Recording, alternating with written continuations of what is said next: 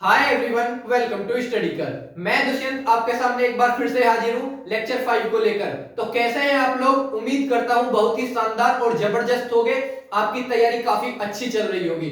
तो दोस्तों, अभी तक आपको हिंदी का लेक्चर 1, 2, 3, 4 मिल चुका होगा और उम्मीद करता हूं कि आपको बहुत ही पसंद आया होगा। यदि अभी तक आपने स्टडी करके चैनल को सब्सक्राइब नहीं किया है तो प्लीज पहले चैनल को सब्सक्राइब कर दें और बेल आइकन को भी प्रेस कर दें, ताकि आने वाली नोटिफिकेशन आपको मिलती रहे और आपकी तैयारी एक अच्छी दिशा की ओर बढ़ती रहे। अब की बार स्टडी कर का ये उद्देश्य है कि अब की बार आपको वर्दी हम दिलाकर ही रहेंगे। दोस्तों, जैसा कि हम आपके लिए इतनी मेहनत करके कंटेंट लेकर आ रहे हैं, एक अच्छा कंटेंट आपको दे रहे हैं, आप उसी तरीके से हमको इतना अच्छा फीडबैक नहीं दे रहे। आप एक लाइक और एक कमेंट करने में आपका क्या जा रहा है? आपके पैसे थोड़ी ना खर्च हो रहे हैं। तो प्लीज एक लाइक और एक कमेंट कर दें, तो इससे हमारा मोटिवेशन बढ़ता है, हमारा और भी ज्यादा एक अच्छा कंटेंट लाने की कोशिश करते हैं हम आपके लिए। तो दोस्तों, अभी तक हमने हिंदी के 4 लेक्चर पढ़ चुके हैं। मैं अभी ये लेक्चर 5 आज कंप्लीट करने के बाद मैं सोच रहा हूं एक दो दिन में आपके लिए एक एमसीक्यूज क्लास लेकर आऊं, जिसमें कि प्रीवियस ईयर क्वेश्चन हो, UP triple SC, UP police constable और अभी एसएससी जीडी रिसेंट में हुआ है।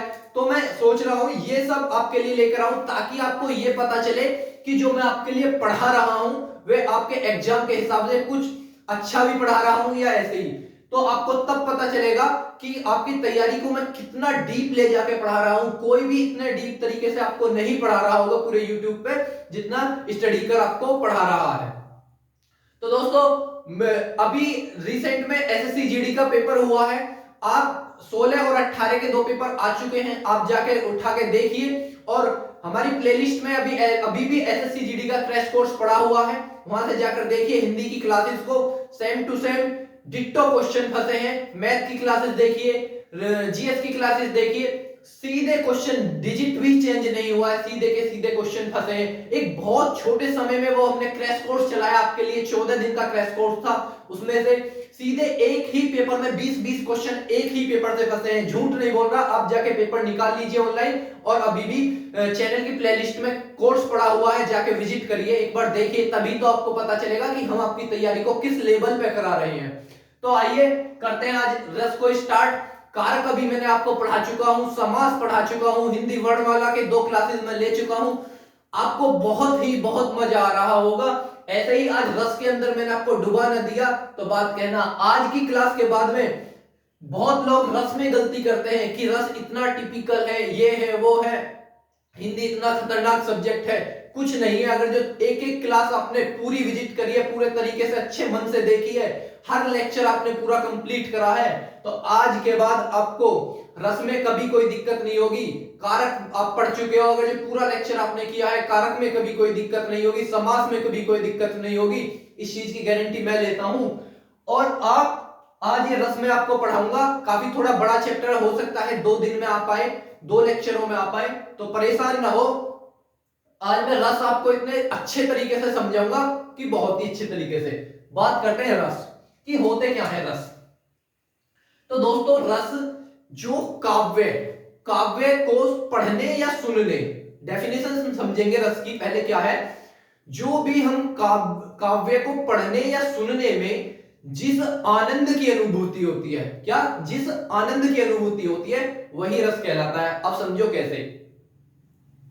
आप लोगों ने गाने सुनते हो, आप बोलोगे गाने का क्या इससे मेल है? भाई मेल है। हर चीज को किसी चीज से कनेक्ट करके पढ़ोगे ना, अंदर से फील लेके पढ़ोगे, तो ज्यादा चीजें बेहतर समझ में आएंगी। एक्सपेरिमेंट के तौर पे एकदम ऐसे पढ़ो कि जोड़ जोड़ के चीजों का, हर चीज का कनेक्शन मिला के पढ़ो, तो आपको जिंदगी में चीजें भूलने के कम चांसेस हो जाते हैं। जो लास्ट टाइम पे लोग क्या रिवीजन पे जुटते हैं ना, तो अगर जो आपको किसी चीज को कनेक्ट करके पढ़ रहे हो तो ज्यादा चांसेस ये हो जाते हैं कि आप उसको ना भूलो। तो जैसे आप सोचो कि गाने सुन रहे हो, तो गाने में कैसे गाने, कई तरीके के गाने होते हैं, सैड सॉन्ग, रोमांटिक सॉन्ग, फलाने सॉन्ग, ढिमके सॉन्ग, आप सभी लोग खूब अच्छी तरीके से जानते हैं। अभी आपका सैड सॉन्ग सुन रहे हैं, तो आपको कैसा फील आ रहा है? एकदम दुखद भरा सी फील हो रहा होगा अंदर से, जैसे कोई पुराने गाने सुन रहे हो, ये रोने धोने कैसे, तो आपको कैसा फील हो रहा है? कैसे आनंद की अनुभूति हो रही है आपको? दुखद, अंदर से दुखद पैदा हो रहा है ना, दुख पैदा हो रहा है उस गाने को सुन के। तो तो क्या फील हुआ आपको? दुख। तो वही चीज है, ऐसा काव्य जिसको पढ़ने या सुनने, मैं डेफिनेशन लिख देता हूं, काव्य को पढ़ने या सुनने में, काव्य को पढ़ने या सुनने में जिस, पढ़ने या सुनने से जिसकी अनुभूति होती है, रस कहलाता है। क्या कहलाता है? रस कहलाता है। काव्य को पढ़ने या सुनने में जिसकी अनुभूति होती है, रस कहलाता है। अब आगे बात करते हैं, ये तो होगी इसकी परिभाषा। दूसरी चीज कि रस में कितने अंग होते हैं। दो चीजें हैं, रस के अंग अलग हैं और रस के प्रकार अलग हैं। यदि आपसे पूछे कि स्थायी भाव के आधार पर रस के कितने प्रकार हैं, तो इसमें भी कुछ एक्सेप्शंस है, जैसे कि कहीं 11 मिलेगा, कहीं 9 मिलेगा, तो उसमें आपको कंफ्यूज नहीं होना है। आज की क्लास अगर जो आपने अच्छे तरीके से कर रखी है, तो आप कभी भी पेपर में क्वेश्चन को गलत नहीं करोगे। जैसे रस के अगर जो अंग पूछे कि रस के कितने अंग हैं, तो रस के 4 अंग हैं। जैसे आपका एक होता है स्थायी भाव, स्थायी भाव पहला होगा, एक भाव, एक अंग इसका स्थायी भाव। दूसरा होगा इसका विभाव, तीसरा होगा अनुभाव, और चौथा होगा आपका संचारी भाव। कौन सा? संचारी भाव। तो दोस्तों कितने अंग हैं रस के? स्थायी भाव, विभाव, अनुभाव, संचारी भाव। अब हम इन चीजों को अंदर थोड़ा डीप जाके पढ़ेंगे। स्टडी कर का मेन मोटिव ये है, मेन उद्देश्य ये है कि जो भी बच्चे हमसे जुड़े हुए हैं, अब की बात उनको यूपी पुलिस कांस्टेबल की वर्दी हम दिला कर रहे हैं, ऐसा स्टडी करके टीम का उद्देश्य है। तो स्थायी भाव, बात करते हैं स्थायी भाव पे। ये समझ आ गया कि रस की जो परिभाषा क्या है? काव्य को पढ़ने या सुनने में जिस भी चीज की अनुभूति होती है, जिस भी चीज का मतलब है, आप अच्छे गाने सुन रहे हो, रोमांटिक गाने सुन रहे हो तो रोमांटिक मूड हो रहा है आपका, सैड गाने सुन रहे हो तो सैड मतलब दुखद मूड हो रहा है।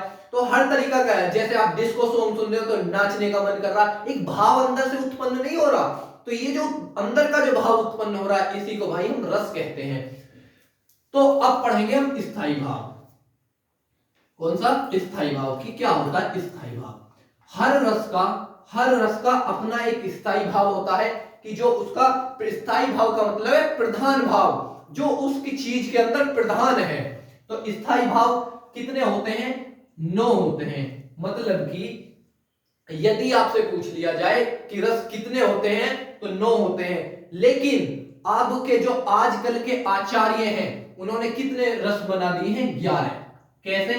2 रस एक्स्ट्रा ऐड किए हैं इसमें। कौन कौन से हैं? एक है आपका वात्सल्य।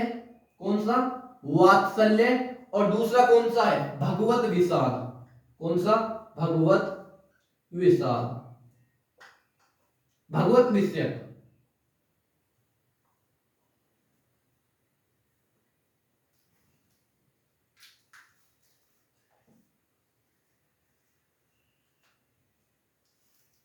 दूसरा है आपका भगवत विषय।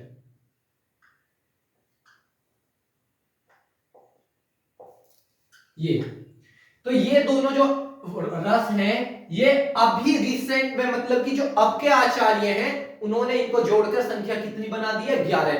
अब कहोगे सर हमको बड़ा कंफ्यूजन है, यदि पेपर में दोनों ही ऑप्शन मिल जाए, 9 भी मिल जाए और 11 भी मिल जाए, तो हम अब किसको टिक करें, आंसर क्या दें? तो मेरे भाई, मेरे दोस्त, जब भी आपको ऑप्शन में 9 और 11 दोनों ही मिल जाए, आपको सदा 9 को टिक करना है। राइट आंसर 9 होगा। जो बच्चा 9 लगाएगा उसको सही नंबर मिलेगा, क्योंकि ये जो 2 हैं, जो 11 बनाए गए हैं 2 जोड़कर, अगर जो ये ऑप्शन में 9 नहीं है तो 11 राइट है, और अगर जो ये 9 भी है तो 9 आपका राइट आंसर होगा। बात कर लेते हैं अभी और। भरत मुनि के अनुसार, जो भरत मुनि है, उनके अनुसार रसों की संख्या कितनी मानी गई है? 8। कितनी मानी गई है? 8। क्वेश्चन कई बार रिपीट हुआ है परीक्षा में, सीधा ऐसे ही फैक्ट पूछा है कि भरत मुनि के अनुसार रसों की संख्या कितनी है? तो 8 है। लिख देता हूं मैं, भरत मुनि। भरत मुनि के अनुसार, भरत मुनि के अनुसार रसों की संख्या 8 मानी गई है। और किसमें 8 मानी गई है? नाटक में। नाटकों में रसों की संख्या कितनी मानी गई है? नाटकों में रसों की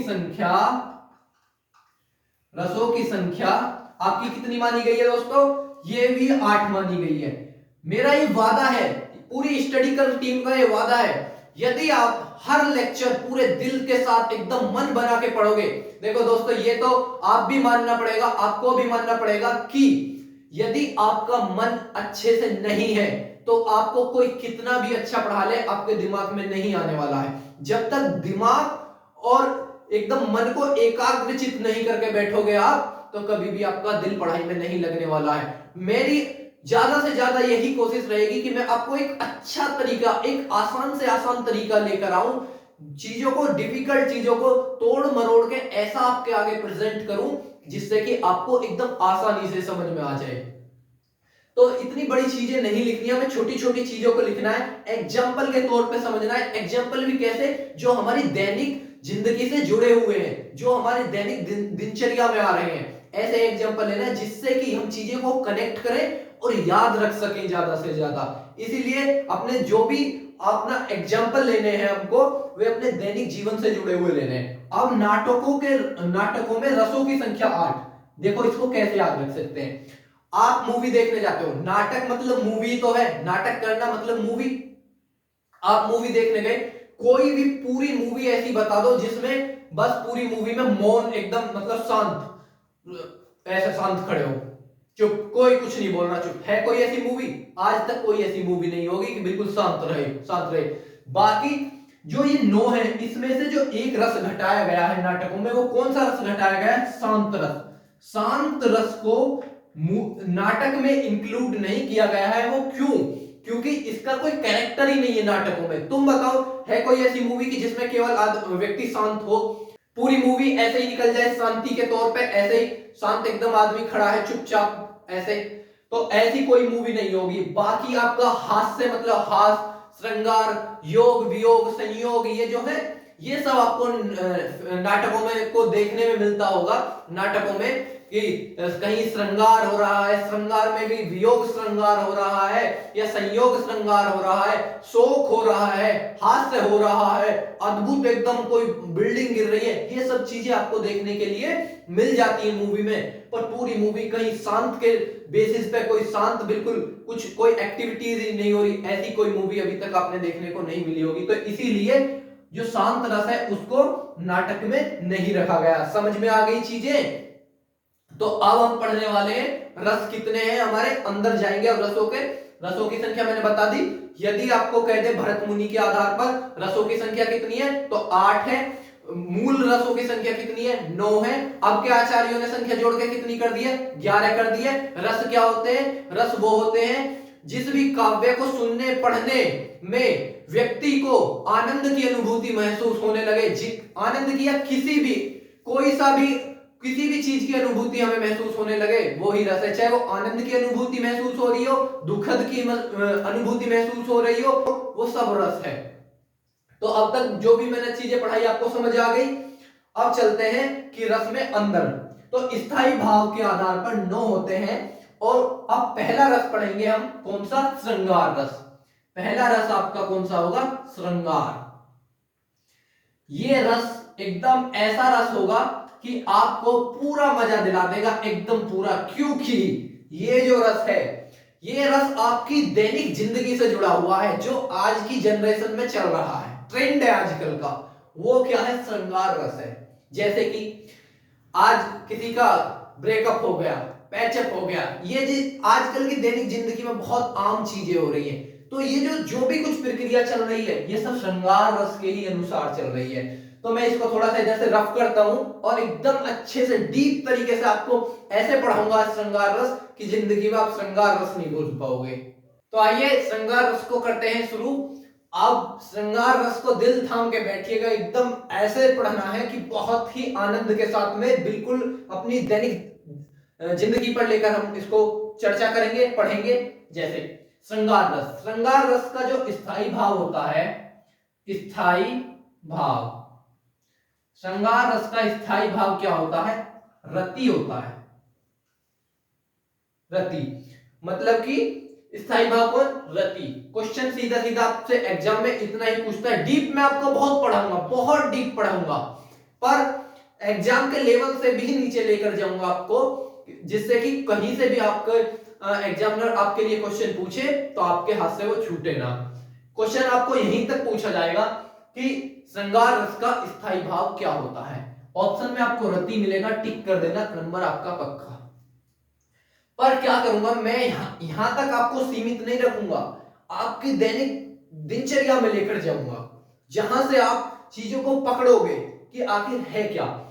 श्रृंगार रस को भी दो भागों में बांटा गया है। एकदम डीप पढ़िए, एकदम डीप। डीप भी ऐसा नहीं कि बोरिंग होने लगे, डीप ऐसा जो मजा आए आपको।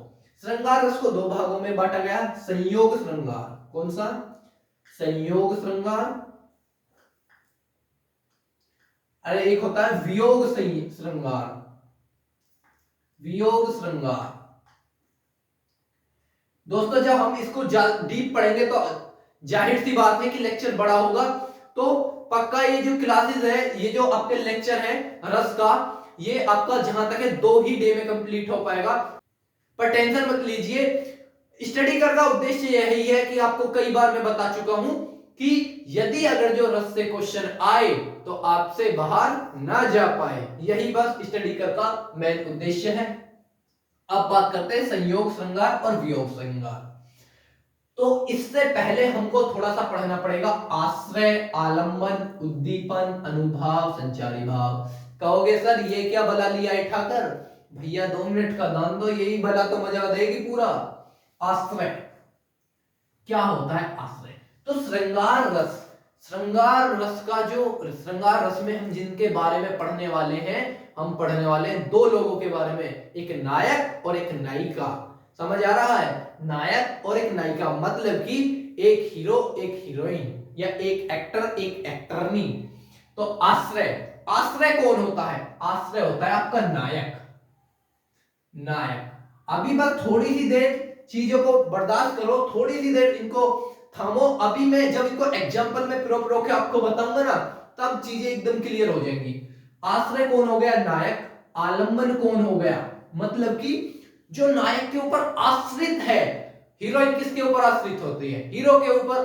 तो आलंबन कौन हो जाएगा? नायिका। कौन? नायिका।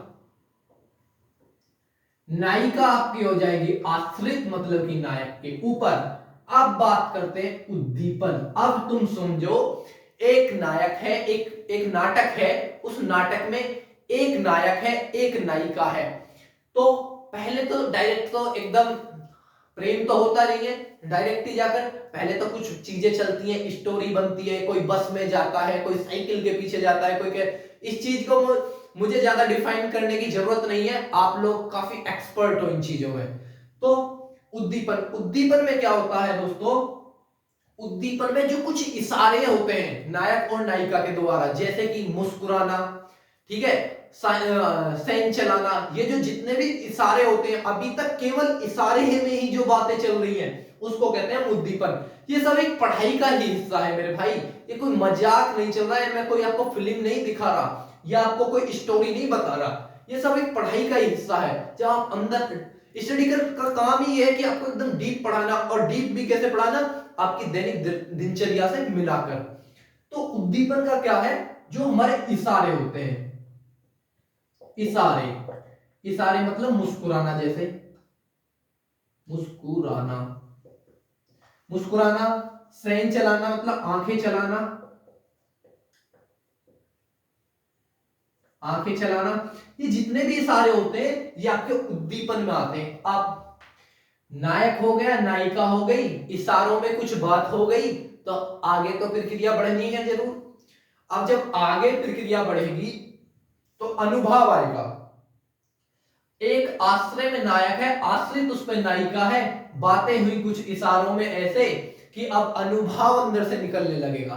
अनुभाव जब अंदर निकलने लगेगा तो अनुभाव में क्या होगा कि दोनों का मिलन होगा। क्या होगा? मिलन। आप कहोगे सर क्लास चला रहे हो या लव स्टोरी सिखा रहे हो? भैया यही क्लास ही है, ये क्लास के ही अंदर है, बुक खोल के तो देखो सब कुछ लिखा हुआ है। अनुभाव में क्या होगा? मिलन। मिलन मिलन होगा आपका अनुभाव में नायक और नायिका का। और मिलन के बाद जो लास्ट बचता है आपका क्या? संचारी भाव। संचारी भाव में क्या होता है? देखा होगा आपने या एक्सपेरिमेंट करा होगा, मेरे को तो इन चीजों का ज्यादा कोई ज्ञान नहीं है, पर मूवीज में तो आप देखते ही हो। संचारी भाव जब मिलने के बाद में नायिका या नायक आपस में गले मिलते हैं, गले मिलने के बाद में जब हटते हैं तो या तो नायक शर्माता है या नायिका शर्माती है ऐसे नीचे करके, तो मतलब कि ये तो शर्मिंदगी महसूस होना या गले मिलकर बहुत ज्यादा खुशी महसूस होना। तो ये जो अंदर के भाव निकल कर आ रहे हैं, अंदर से जो संचार हो रहा है अंदर, इसको ही हम कहते हैं संचारी भाव। मतलब आपका हर्ष होना गले मिलने के बाद में, जैसे पहले नायक नायिका इशारों में बात हो गई, मिल लिए, मिलने के बाद में अब जब अलग हो रहे हैं, दूर होने जा रहे हैं, तो या तो हर्ष हो रहा है या फिर शर्म महसूस हो रही है, शर्म महसूस हो रही है, दो ही चीजें होती हैं। ठीक है, तो समझ में आया? आश्रय, आलम्बन, उद्दीपन, अनुभाव, संचारी भाव, ये होता है। अब बात करते हैं, अब ये चीजें आपको समझ आ गई तो ये बहुत अच्छे तरीके से आ जाएंगी। संयोग श्रृंगार। संयोग श्रृंगार में जो होता है, संयोग श्रृंगार आपका होता है जिसमें आपका दोनों का मिलन होता है, मतलब कि नायक और नायिका का मिलन होता है, प्यार भरी बातें होती हैं। वो कहां होता है? प्रेम भरी बातें आपके संयोग श्रृंगार में आती हैं। और वियोग श्रृंगार में क्या होता है? वियोग श्रृंगार में जब एक नायक नायिका आपस में अलग होते हैं, दुखद पैदा होता है जहां उनके बीच में, मतलब कि जरूरी नहीं है एक नायक नायिका ही हो, आप कोई भी कृष्ण भगवान से रिलेटेड मीरा का कोई भी आप उठा के देख लीजिए लाइनें, उनमें सब में वियोग श्रृंगार की बातें हो रही हैं। जैसे कि एक लाइन मीरा जी ने लिखी है, मेरो तो गिरधर गोपाल दूसरो न कोई, जाके सिर पे मोर मुकुट मेरो पति सोई। तो वहां कौन सा भाव उत्पन्न हो रहा है अंदर से? वियोग श्रृंगार का। मैं लिख देता हूं ये एग्जाम्पल, कई बार एग्जाम में पूछा गया है। एग्जाम्पल सीधा सीधा क्वेश्चन उठा दिया जाता है, एग्जाम्पल दे दिया जाता है, आपको उठाकर पूछ लेता है कि कौन सा रस है, उसमें अंदर से भाव पता चल जाता है पढ़ने के बाद में। अगर जो आपने क्लास को अच्छे से पढ़ के जाओगे तो क्वेश्चन गलत नहीं होगा, सीधे सीधे देखोगे कि अगर जो दुख की बात हो रही है तो वियोग श्रृंगार, मतलब कि दूर जा रहे हैं एक दूसरे से, और प्रेम की बात हो रही है तो संयोग श्रृंगार। तो दोस्तों ये था आपका श्रृंगार रस। अब हम आगे पढ़ते हैं, कौन सा? वीर रस पढ़ेंगे। आइए दूसरे रस को देखते हैं। दूसरा रस क्या है हमारा? वीर रस। वीर रस नाम से ही आपको समझ आ रहा होगा, जो फील आ रहा है, वीर मतलब जो पुरुषोत्तम थे एकदम, वीर मतलब कि उत्साह, जोश एकदम अंदर से भर दे, वो कौन सा रस आता है आपका? वीर रस, जो मन में ऐसे भाव उत्पन्न करे। तो वीर रस का स्थायी भाव क्या होगा? स्थायी भाव कई बार क्वेश्चन डायरेक्ट पूछता है, ज्यादातर कांस्टेबल तक यही पूछता है कि स्थायी भाव क्या है। एग्जाम्पल दे देगा आपको और पूछ लेगा कि इसमें कौन सा रस है, बस यही दो क्वेश्चन बनते हैं पूरे। आप प्रीवियस ईयर उठा के देख ले, एक भी अगर अदर इससे लिया है स्थायी भाव और एग्जाम्पल से अलग कोई भी क्वेश्चन, तो आके मेरे को पकड़ लेना, कमेंट में बताना हाँ सर यहाँ से आया है। ये आश्रय, आलम्बन, उद्दीपन, ये मैं आपको एकदम डीप पढ़ा रहा हूं अंदर जाकर के। स्थायी भाव होता है इसका क्या? उत्साह, मतलब कि एकदम उत्साह सा अंदर से महसूस होना। किसी भी एग्जाम्पल के अंदर, किसी भी पंक्ति में, किसी भी लाइन में आपको दे दे और लगे आपको कि उत्साह की बात हो रही है, युद्ध की बात हो रही है, या कहीं लड़ाई की बात हो रही है, वहां आपका कौन सा होगा?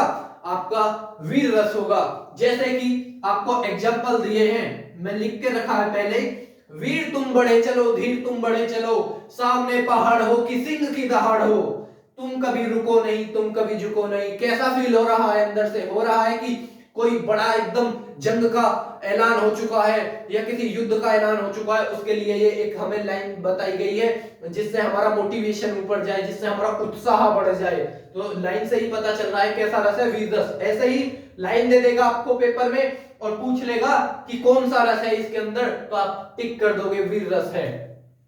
अब थोड़ा डीप जाके बात कर लेते हैं, जैसे आश्रय। जब अभी मैं पीछे आपको श्रृंगार रस में थोड़ी देर पहले ही बताया है आश्रय क्या होता है। आश्रय में एक नायक होता है। कौन होता है? नायक। आश्रय में कौन होता है? नायक। ठीक है। आलंबन, आलंबन मतलब जो नायक पर आश्रित है, मतलब कि नायिका। तो अब की बार यहाँ जी श्रृंगार रस नहीं है, कौन सा रस है? वीर रस है। तो हमारे ऊपर आश्रित कौन होगा? जिससे हमारी लड़ाई होने वाली है, जिससे हमारा युद्ध होने वाला है, मतलब कि शत्रु, हम कह सकते हैं शत्रु या दुश्मन।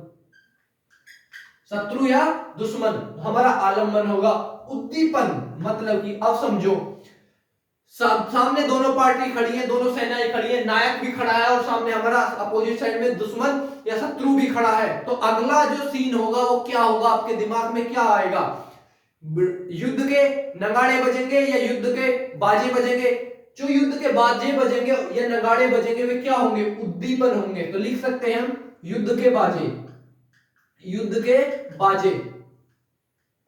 ठीक है, ये आपका उद्दीपन हो जाएगा इसके अंदर। बात करते हैं अनुभाव। अब युद्ध के आगाज हो चुका है, बाजे बज चुके हैं। तो जब बाजे बज रहे हैं तो दोनों पार्टियों के क्या होंगे? रोंगटे खड़े हो जाएंगे, मतलब कि हाथ पैर एकदम कांप जाना, रोंगटे खड़े हो जाना। ये क्या हो जाएगा? आपका अनुभाव पैदा होगा ऐसा आपके अंदर। या आप देखते होंगे किसी मूवी को जब देख रहे होते होंगे तो आपके खुद के रोए खड़े हो जाते होंगे जब सामने से लड़ाइयां आपस में आमने सामने होती है। तो यहाँ कह सकते हैं हम युद्ध के हाथ कांप जाना या फिर जी घबराना या रोए खड़े हो जाना। तो हाथ कांपना, हाथ कांपना कह सकते हैं हम अनुभाव में। तो वीर रस आपको अच्छे से मैंने डिफाइन कर दिया। अब अगले रस की तरफ चलते हैं, शांत रस। तो शांत रस, अभी एक मिनट पीछे जाएंगे, थोड़ा सा पीछे मैंने क्या बताया था आपको शांत रस के बारे में। शांत रस को हम किस में इंक्लूड नहीं करते हैं? नाटक में नहीं करते हैं, क्योंकि नाटक में कोई शांति का कोई काम ही नहीं है। उसके लिए हर चीज, हर क्रिया नाटक में या तो वीर रस की रहेगी या आपका श्रृंगार रस की रहेगी, शोक रस की रहेगी, करुण रस कह सकते हैं, शोक उसका स्थायी भाव हो जाएगा, ऐसे ही रहेगी। पर शांत रस कोई नहीं होगा। तो याद रखेंगे नाटक में शांत रस नहीं होता है हमारा। तो शांत का जो स्थायी भाव है, ये आपसे पूछ लिया जाता है कई बार, शांत रस का स्थायी भाव क्या होता है? स्थायी भाव। तो जो शांत रस का स्थायी भाव होता है वो कौन सा होता है? निर्वेद। निर्वेद, निर्वेद इसका स्थायी भाव होता है। क्वेश्चन डायरेक्ट ऐसे ही पूछेगा कि आपसे निर्वेद किसका स्थायी भाव है या शांत रस का स्थायी भाव क्या है, तो निर्वेद लगाएंगे। एग्जांपल से समझेंगे।